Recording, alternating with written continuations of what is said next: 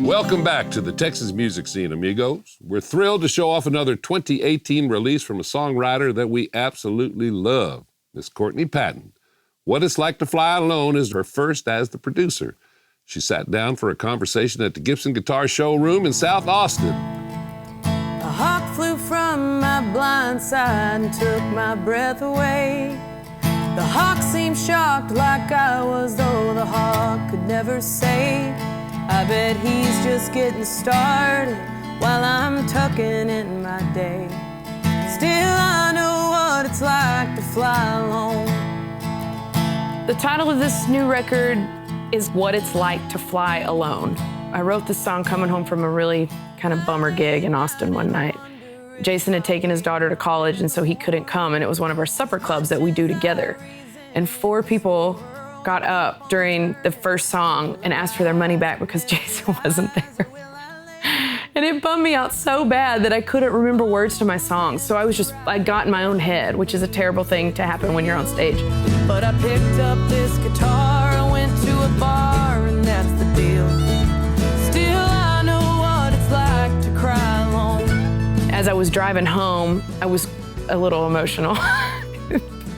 And this hawk shot out of a bar ditch towards my car, almost hit my car, and it kind of woke me up out of my pity party, and the hawk shot off back into the field that it had come out of. And I just had this idea for a song, like, I'm going home by myself, he's going out to hunt and do his thing by himself. And I don't know why, but I got home that night and I started a song, Still I Know What It's Like to Fly Alone, and it starts out just me and this hawk. And I figured out after a while that all these songs on this new record kind of have the same theme of doing life on one's own in some way, whether it's grief or relationship or however. It kind of fit, and I was pretty excited it worked out. I didn't mean for it to, but it did. This road to you is a windy, steep and cold. This road to you, made of concrete, gray and gold.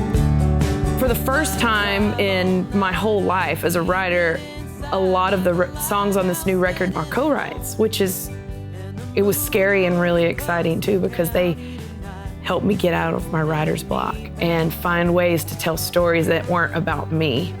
They're stories that I either heard or I saw while I was driving or I read somewhere and took one line and then said, hey, would you help me write this song? So I would say probably 3/4 of the songs on this new record are co-writes, which is a brand new thing for me, so I'm pretty excited about it.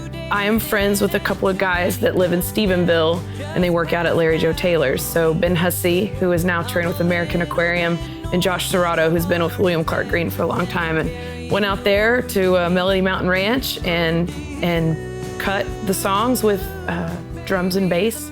We were out there for 2 days, and then I spent a 3rd day doing vocals and guitar, and the talented Mr. Lloyd Maines to put steel and dobro and some more acoustic stuff on it. Run away from Round Mountain. Run away, Miss Emily. I lost a sister back in 2002 in a car accident, and it was a drunk driving accident. We buried her on her 19th birthday, and it was a huge devastation to a family like it would be for any family. And I've never been able to put it into words, ever. And last year on the anniversary of the last time I saw her, which was my mom's birthday, I had a show in Weatherford, which is our hometown. I had played this gig in Weatherford and it was great, and there were a lot of faces from our childhood there, people we went to church with, and I drove past where her accident was, and as I hit the interstate, I was just bawling. And I have 8 or 9 voice memos of me just singing into my phone different lines as I felt them. And by the time I got home, I had a full song for her. And I don't know what we'd do. I don't know who you'd be, but I'd give anything just to have you standing here next to me.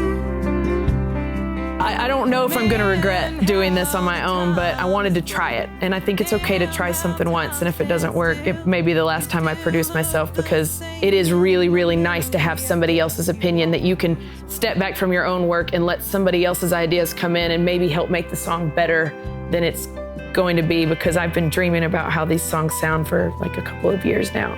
So I'm proud of the work. I really am excited. I think for the first time, I sat back and thought, okay, this is me. Still, I know what it's like to fly alone.